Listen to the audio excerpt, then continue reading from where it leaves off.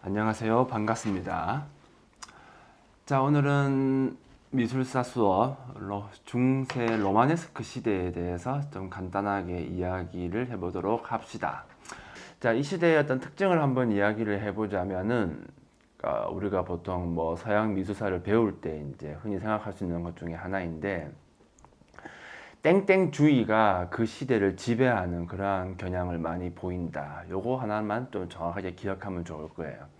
우리가 보통 뭐 서양 미술사라고 한다면은 꼭 보면은 뭐 무슨 주의 되게 많잖아요. 그죠? 그것들이 이제 고대 그리스부터 해서 이제 저 근대가 근대 이후 근대에서 현대로 넘어가는 한 그때쯤까지는 땡땡주의가 계속해서 이어진다라고 보시면 돼요.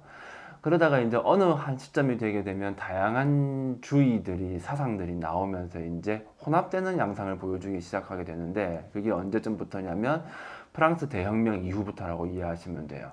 그러면 그 전에는 뭐다? 하나의 어떤 생각이 한 시대를 다 지배하고 있다라고 봐도 무방합니다. 그 이유가 무엇이냐면 아름다움에 대한 기준이 명확하게 정해져 있기 때문에 그런 거예요. 오늘날 현대 사회 같은 경우에는 이 사람 저 사람 요 사람 정말 다양한 취향들이 있는데 옛날 같은 경우에는 사회가 그렇게 크지도 않고 뭐 다양성이라고 하는 걸 이야기할 만한 뭐 그런 시점도 아니죠. 어차피 다들 뭐 농사 짓고 있고 뭐 신분이 높은 것도 아니고 뭐 다양한 뭐 문화나 그런 것들을 뭐 즐길 만한 그런 어떤 뭐 경제적 여유 같은 것도 없고 할 수 있는 것이라고는 뭐 없죠. 뭐 학교 같은 것도 없는데. 그러다 보니 사회가 굉장히 좀 작고 좀 폐쇄적이다 보니 미에 대한 기준이 굉장히 좀 획일적이다. 이렇게 이해하시면 될 거예요. 하물며 뭐 중세라고 한다면 뭐 열두못 당하겠죠. 그 시대는 아무래도 신이 제일 중요한 가치일 테니까. 하지만 또 우리가 오해를 하면 안 되는 게 우리가 보통 그 중세라고 하는 말을 듣게 되면 이런 생각을 가지는 경우가 되게 많아요. 뭔가 좀 어둡고 우중충하고 신에 미친 약간 광신자들이 넘쳐나는 약간 좀 모든 것이 다 퇴보하고 있는 그런 시대일 것이다 라고 생각하는 경우가 많은데 꼭 그렇지는 않아요.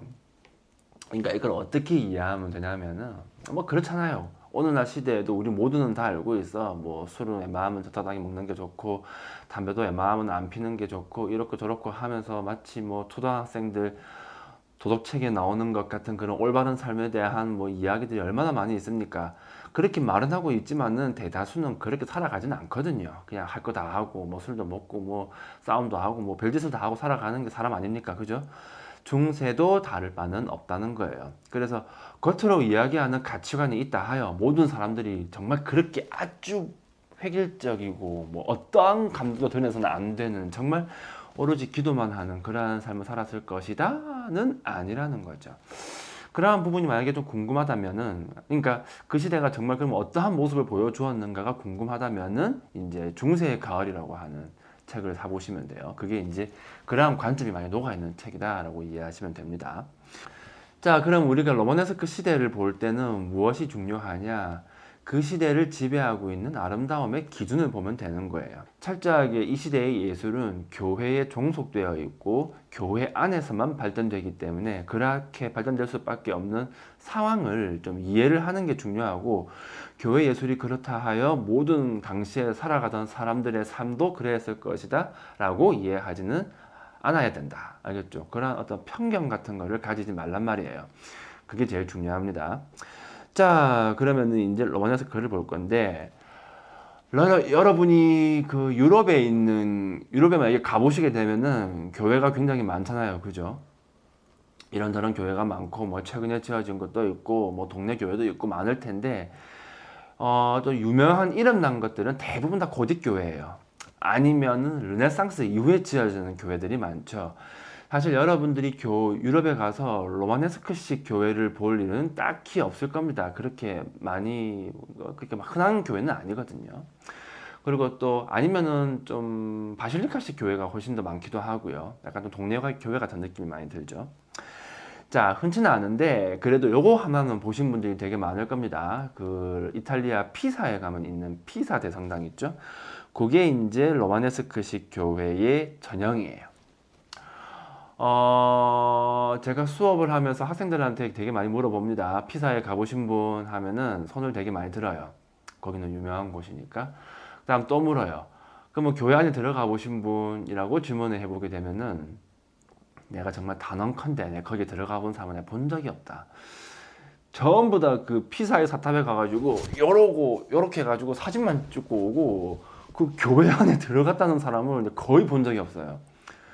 그러니까 피사는 그 탑 보러 가는 거지 교회 보러 가는 건 아닌 것 같아. 약간 느낌이. 그런데 여러분들은 이제 이 수업을 듣고 나면은 꼭 교회 안에 좀 가보도록 합시다.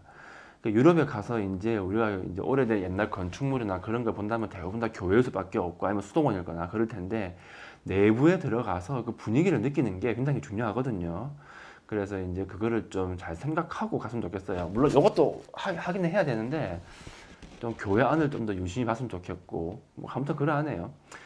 자, 그러면은 이제 이 로마네스크라고 하는 그 거대한 어떤 건축물이 나오게 된 이유, 그걸 먼저 좀 살펴볼 필요가 있죠. 자, 그걸 이해하려면은 먼저 이제 역사를 좀 알아야 됩니다. 자, 로마가 멸망한 그 이후부터 이제 봐야 돼요. 자, 로마가 콘스탄티누스 황제가 터키의 이스탄불로 이사를 갔죠. 그곳을 콘스탄티노플이라고 이야기를 하게 되고 그때부터 이제 로마의 중심은 이제 동로마 쪽으로 빠지게 되죠. 그쪽으로 이사간 이유가 무엇이냐? 콘스탄티노플은 정말 방어하기 정말 좋은 도시예요. 함락이 불가능하죠. 함락 불가예요, 거기는. 그래서 이슬람 애들도 오스만에서 그거를 함락하는 것도 한참 뒤에 정말 힘겹게 함락을 합니다. 그게 궁금하시면은 저기 저 넷플릭스에 가보면 오스만 제국의 꿈이라는 작품이 있는데 그거 한번 보시면은 그 함락 과정이 잘 나와 있으니까 그거 한번 보도록 하시고 아무튼 로마는 이제 계속 게르만 애들이 밀고 내려오다 보니까 어떻게 할 수가 없는 거야. 방어도 안 되고 도시도 너무 많이 망가져 버렸고 그래서 글로 이사를 가게 됐지만은 또 냅두기에는 너무 역사가 오래된 곳이기도 하고 아무튼 뭐 그러하죠. 그러다가 결국에는 소로마가 멸망을 하게 됩니다. 자, 모든 근간이 다 무너져 버린 거예요. 자, 체계화되어 있는 체계적인 시스템을 가지고 있는 국가가 무너졌다. 그럼 어떤 일이 벌어질까? 물론 그 자리에 다른 나라들이 생기긴 해요. 뭐 이런저런 무슨 고트 왕국, 무슨 왕국 되게 많이 생기긴 하는데 결국 로마만큼의 어떤 체계적인 어떤 그런 걸 보여주지는 않거든요. 결국 뭐다? 혼란이라는 거예요. 혼란스럽고 나라가 혼란스럽다 보면은 자연스럽게 살아가는 사람들은 비참할 수밖에 없고 그렇겠죠. 자, 그렇게 약간 좀 엉망인 삶을 살아가게 되죠. 여러 가지 문제가 생기게 되는데 특히 또 문제가 됐던 거는 뭐 경작지 이런 것들이 다 망가지기 시작하죠. 그 농사라고 하는 게 그렇거든요. 열심히 지어야 땅이 유지가 되지 한번 망가지기 시작하면은 정말 폐허되는 거 한순간입니다. 그런 거는 저기 저 어디냐 저 러시아 쪽에 그 체르노빌 같은 데 가보면은 그게 좀 잘 드러나죠. 단단 일본만 본다 하더라도 그거 뭐 발전소 타진 그 근방에 가보면은 정말 순식간에 망가져 있죠. 관리가 안 되면 그렇게 되는 거죠. 자, 아무튼 그 소로마 전역이 엉망진창으로 돌아가다가 점차 안정화되는 시점이 있게 되는데 그때가 언제냐면 카롤린거 왕조 그러니까 751년쯤부터 사회가 조금씩 안정되기 시작해요. 카롤린거 왕조라고 부르게 되죠. 그 중에서 이제 아주 유명한 왕이 한 명 나오게 되는데 그 사람의 이름이 뭐냐면 샤르마뉴예요. 샤르마뉴 대제라고 부르죠. 742년부터 814년이에요. 사실 이 카롤린거 왕조 자체가 샤르마뉴가 거의 대부분을 차지한다라고 봐도 무방할 정도예요. 그리고 이때부터 이제 카롤린거 르네상스라고 하는 아주 엄청난 변화를 맞이하게 되죠. 자, 카롤린거 르네상스라는 말을 아마 처음 들어보신 분들도 많을 텐데 이번 기회에 하나 기억해 놓으면 돼요. 그러니까 훗날 터지게 되는 르네상스와 비견할 만큼은 아니지만 하지만 분명한 어떤 중대한 사회적 변화를 불러온 순간이기는 한 뭐 그런 걸 얘기하는 거예요. 자, 가장 큰 변화는 무엇이냐? 자, 뭘 것 같습니까? 자, 간단하게 생각하시면 돼요. 모든 사회의 변화는 경제의 문제에서부터 시작한다. 모든 혁명도 경제적인 문제에서부터 시작한다라고 저는 생각을 합니다. 그러니까 그 위에다가 이제 다양한 명분을 이제 갖다 붙이는 거죠. 경제적인 문제가 너무 없고 먹고 살기 좋다라고 한다면은 사람들이 불만을 가질 이유가 별로 없어요. 사람들이 생각보다 그렇게 막 가치지향적이지라고 생각하지는 않습니다. 자, 아무튼 이거는 제 개인적인 견해이고, 이 당시에도 그 경제적인 문제가 많이 해결이 되면서 이제 많은 것들이 달라지기 시작하는 거예요. 그러면 이 당시에 경제적인 문제가 해결되기 위해서 가장 필요한 가장 큰 변화가 무엇이냐? 역시 농사겠죠. 자, 농업이 발달하기 시작합니다. 첫 번째 변화는 경작 지역이 넓어지게 되고요. 두 번째는 이제 농기구 같은 것들을 많이 활용하게 되죠. 그리고 세 번째로 이제 요거는 이제 좀 기후 조건 같은 건데, 당시에 온도가 살짝 올라갑니다. 그 700년부터 1300년 정도까지 이제 지구의 어떤 평균 기온이 한 2도 정도 올라갔다라고 하더라고요. 그러다 보니까 좀 따뜻해졌겠죠. 따뜻해지게 되면 자연스럽게 경작지가 넓어지겠죠. 당연한 거겠죠. 옛날엔 추워서 농사를 지을 수 없는 곳이 이제 농사를 지을 수 있는 곳이 돼버렸으니까. 자, 그리고 생산량이 늘어나게 되죠. 자, 원래 있는 땅인데 뭐가 그렇게 변화가 생기겠느냐라고 말할 수도 있는데, 다르죠. 그러니까 어떤 차이점이 있는 거냐면은, 그 땅이 관리 가능하냐, 관리가 안 되느냐의 차이라고 이해하시면 될 거예요. 땅이 관리가 안 되게 되면은 보통 뭐 말라 비틀어질 수도 있겠지만 보통은 좀 늪처럼 변하게 될 가능성이 되게 높아요. 보통 뭐 치수를 한다라고 하면은 뭐 물을 모으고 가두는 걸 생각하는 경우가 많은데, 물이 빠지는 것도 굉장히 중요하거든요. 치수 사업은 물을 좀 저장하는 것도 중요하지만은 더 중요한 거는 물이 빠지는 거예요. 물이 잘 빠져야 뭐가 되지. 물이 안 빠지면은 홍수 나고 뭐 다 썩어버리고 그렇잖아요, 그죠? 또 늪이라고 해가지고 뭐 영화 속에 나오는 정말 뭐 우악 하면서 빠져드는 그런 거 생각하면 안 되고, 여러분들 그 뭐 화초 키우는 거 생각해 보시면 될 거예요. 옆에 화분이 두 개잖아요, 그죠? 식물 잘 못 키우는 사람들의 특징이 무엇이냐라고 묻는다면 물을 많이 주죠. 저기다가 물을 계속 줘봐요. 그럼 어떻게 됩니까? 아니, 물이 고이게 되죠. 물이 너무 많아가지고. 그럼 어떤 현상이 생겨요? 숨 쉴 수 있는 공기가 들어갈 수 있는 공간이 안 생기게 돼요. 모든 공간이 물이 다 채워버렸으니까. 공기가 안 들어가니 뿌리가 숨을 못 쉬어서 질식사해 버리는 거죠. 애가 질식사해 버리게 되면 그대로 썩는단 말이에요. 똑같은 거예요. 농사라고 하는 것도 물이 안 빠지면은 씨앗가 발화가 될 수가 없지 않겠냐는 거지. 이런 문제부터 시작해가지고 많은 것들이 해결되는 거예요, 이제. 그리고 또 돌멩이 같은 것도 많이 치울 수도 있고, 또 기구가 좋아지게 되면은 좀 원시적인 뭐 손으로 막 파는 거, 아니 뭐 나무보다는 훨씬 나으니까. 자, 이렇게 해서 이제 차근차근 개간이 이루어지면서 경작지가 비약급수적으로 늘어나게 되고, 먹을 게 많아지게 되죠. 아무리 땅을 늘려도 더 많은 땅들을 개간할 수 있으니까 정말 괜찮은 시절이라고 볼 수 있을 거예요. 왜 영화 중에 왜 그런 영화 있잖아. 그 제목 뭐더라? Far and Away라는 영화가 있는데, 그 영화 보면 이런 장면이 나와요. 그 미국의 그 서부 개척 시대를 다룬 영화인데, 사람들이 말을 타고 이렇게 줄을 따서 있는다. 그러니까 요시 땅 해가지고 딱 달려요, 이렇게 으랴 해가지고 깃발을 땅 먼저 가서 찍으면은 거기 내 땅이야. 그러니까 그게 가능한 이유가 뭐냐면은 땅이 넓으니까 문제가 없는 거죠. 그러니까 계속 저쪽으로 가면 되는 거니까. 알겠죠? 좀 더 얘기해 볼까? 서부 개척 시대 같은 경우에는 서부로 계속 갈 수 있을 때는 행복했어. 뭐 땅이 많으니까. 근데 결국은 서부가 끝까지 가다 보면 결국 뭐가 나옵니까? 바다가 나온단 말이야. 태평양. 거기까지 땅 찍고 나면 이제 땅이 없단 말이에요. 그럼 어떻게 되는 줄 알아요? 다시 돌아오기 시작해요. 그 시대를 다루고 있는 작품이 위대한 개츠비거든요. 자, 아무튼 다시 돌아가서 이 당시에 유럽에도 비슷한 현상이 생긴 거예요. 그래가지고 경작지가 넓어지게 되고 생산량이 많아지게 되고, 그럼 자연스럽게 인구가 늘어나게 되겠죠. 그럴 수밖에 없어요. 자식을 훨씬 더 많이 낳을 수도 있고 그렇지 않겠어요? 또 생존율도 훨씬 더 올라가기도 할 테고. 자, 이렇게 해서 이제 먹는 문제가 해결되게 되니 또 자연스럽게 평균 수명도 올라가게 되고 인구가 폭발적으로 늘어나기 시작합니다. 그러면은 뭐가 생길까? 인구가 늘어나게 되면 사람들은 모이기 시작해요. 그래서 도시가 발달하기 시작하죠. 우리가 흔히 알고 있는 이탈리아 북부에 있는 유명한 도시들이 이때쯤부터 형성되기 시작합니다. 뭐 수공업이나 뭐 상업이나 이런 것들도 발전하기 시작하죠. 알겠죠? 무슨 말인지. 이렇게 해서 이제 좀 경제적인 문제가 많이 해결이 됩니다. 경제적인 문제가 해결되게 되면은 그 다음에 어떤 일이 벌어지느냐, 문화적인 어떤 중흥이 일어나게 돼요. 자, 이것도 저희 또 약간 좀 개인적인 생각이라고 볼 수도 있는데, 물론 그러니까 반론이 있는 내용이에요, 이거는. 근데 저는 개인적으로 이렇게 생각을 합니다. 경제적인 문제가 해결되지 않고서 문화적인 문제가 발전할 수는 없다. 사람은 배부르고 등 따셔야 쓰잘데기 없는 짓을 하지, 내 당장 배고파서 죽기 직전까지 몰린 그 상황 아래에서 다른 짓을 하지는 않는다. 그게 제 개인적인 생각이고, 저는 그게 맞다고 보거든요. 이 카롤린과 르네상스라고 하는 이 시기는 이 경제적인 부분에서 정말 많은 것들이 해결되기 시작했고, 거기에서 오는 여유에서 문화가 아주 그 많은 부분에서 발전을 하기 시작합니다. 특히 그 샤르마뉴가 그 문화 장려 쪽에 관심이 되게 많았거든요.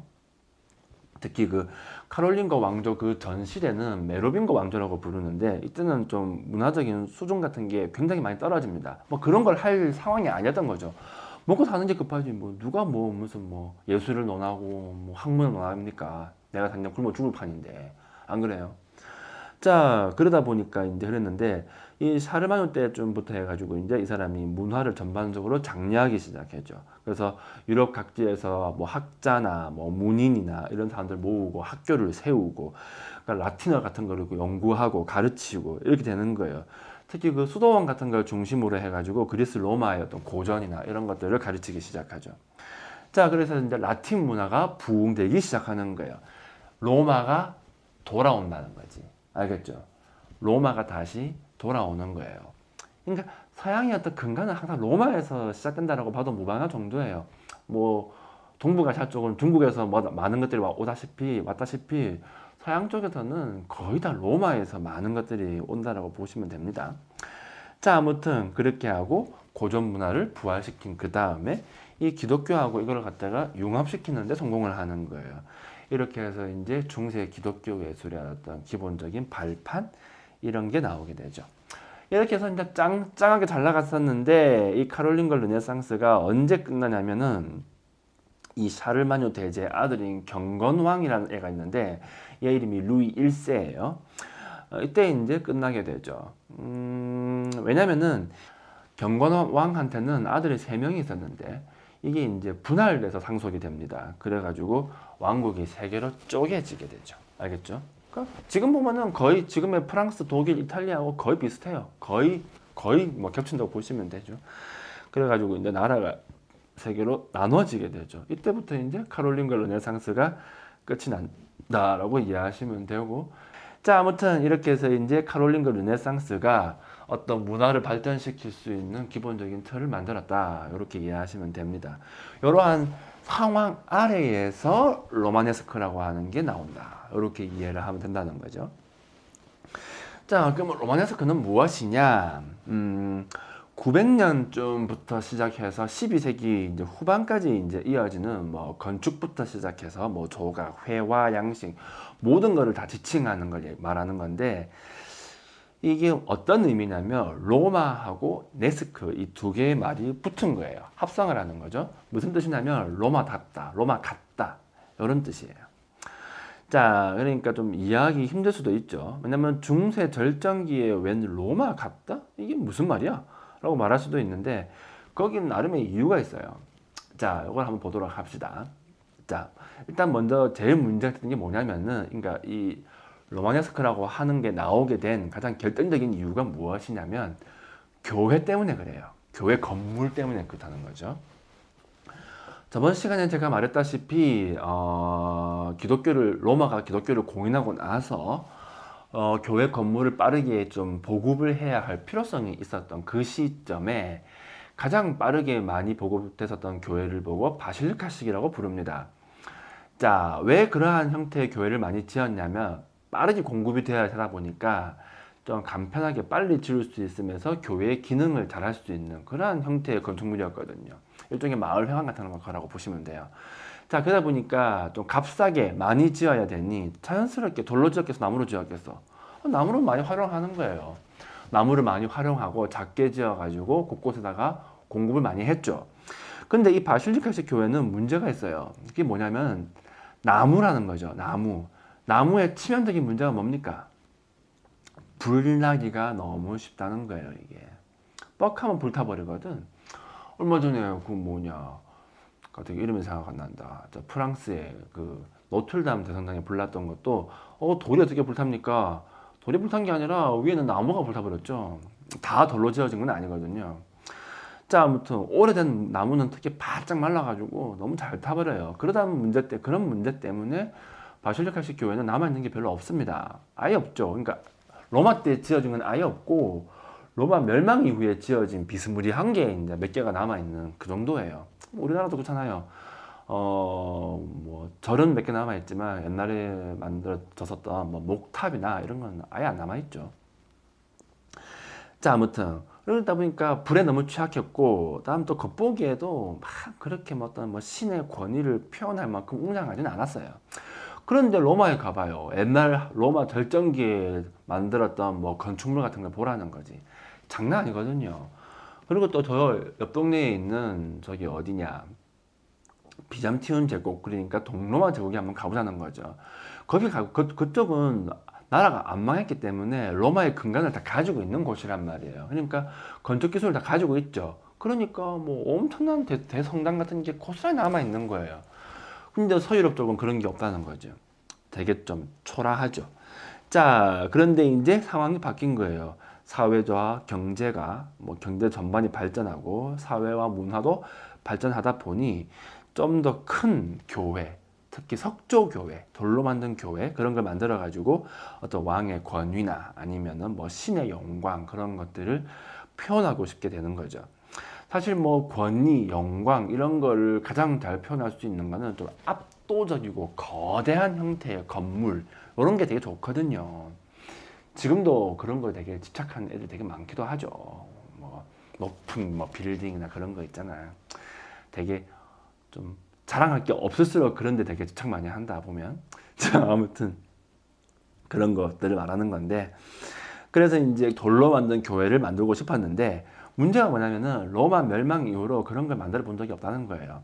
왜냐하면 지을 수 있는 기술이 상실되어 버렸으니까.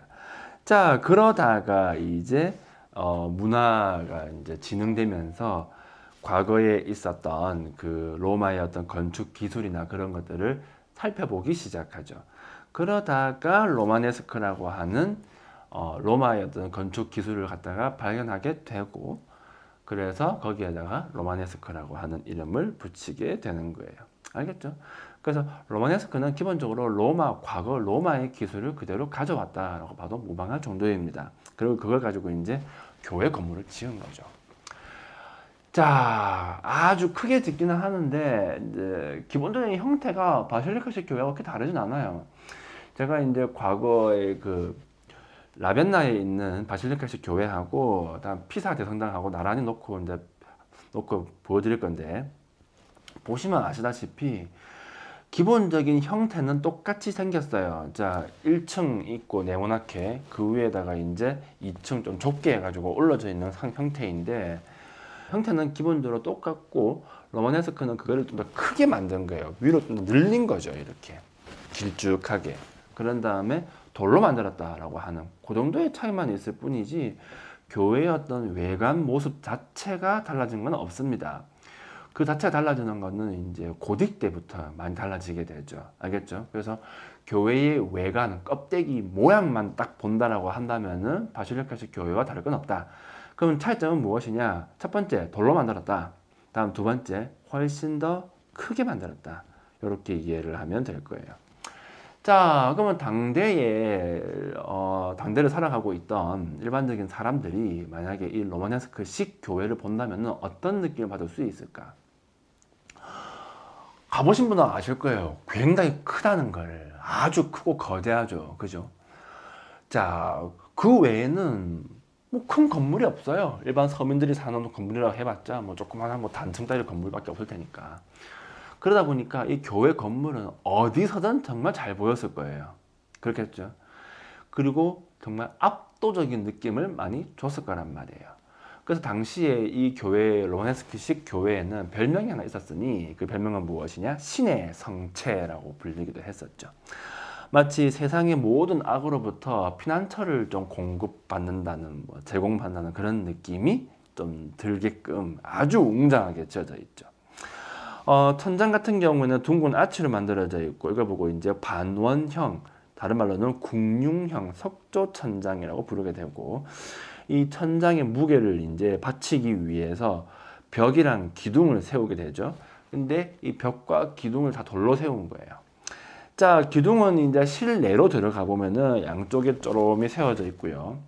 그 기둥과 기둥 사이로 통로가 이렇게 나오게 되죠. 그러니까 봐봐요. 여기 기둥 하나 있고, 여기 기둥 하나 있고, 이렇게 여기 기둥 하나, 여기 기둥 하나, 여기 하나, 여기 하나 이렇게 있으니까 요 사이에 뭐가 나와요? 통로가 나오고 여기다가 교회자를 이렇게 두 개씩 딱 놓는 거죠. 그다음에 여기 기둥 이렇게 딱 치면은 이 옆에 벽이 이렇게 있어요. 알겠죠?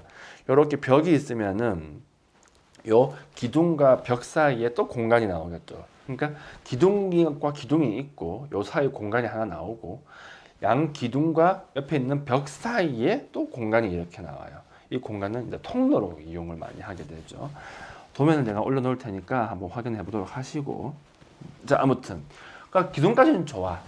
기둥은 아주 거대하게 졌을 것이고요. 그죠? 기둥은 이렇게 이중으로 짓게 되고 좀 더 크게 짓고 싶으면 옆에다가 하나 더 넣을 수도 있을 거예요.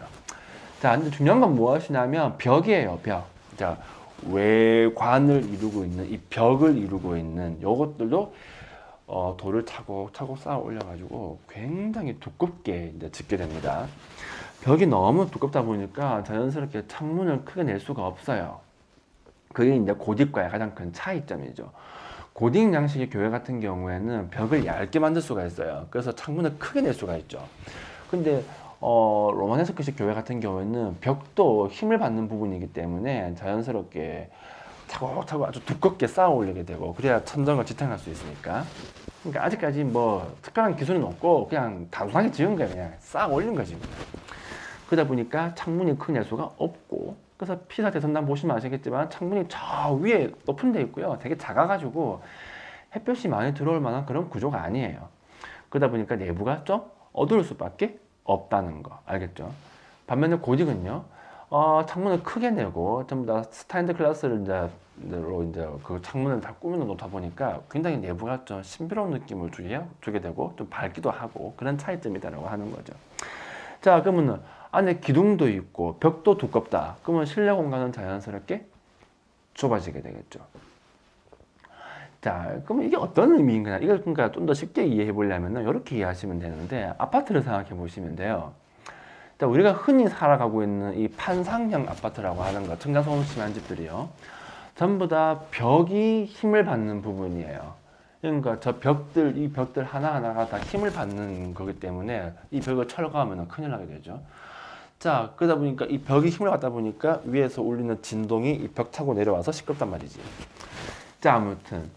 자, 근데 이런 식으로 건물을 짓는 이유가 무엇이냐면은 간단합니다. 사람이 사는 공간이니까 벽은 반드시 있어야 돼. 왜냐면은 공간을 분할시켜야 될 거 아니에요.